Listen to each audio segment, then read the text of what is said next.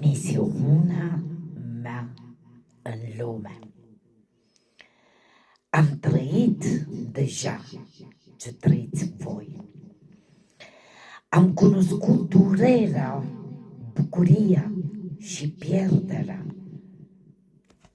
Dar fiecare viață m-a făcut mai puternică, mai blândă și mai atentă la inimile altora.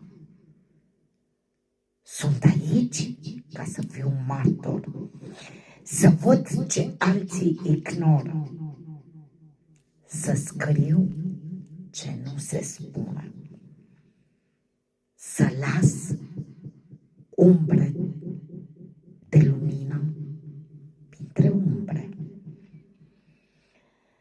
Oamenii privesc cerul și se tem de viitor,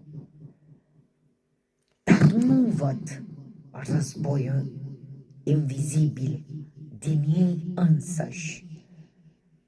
Nu văd cum ura se naște în tăcere, cum iubirea este uitată de frică și orgoliu.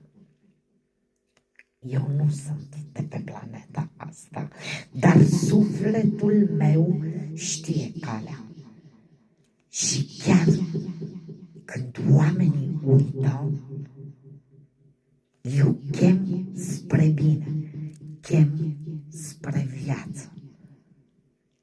Lasă-te purtat de energia și puterea din mâna mea cea dreaptă și vei simți pe pielea ta dacă sunt sincer sau dacă sunt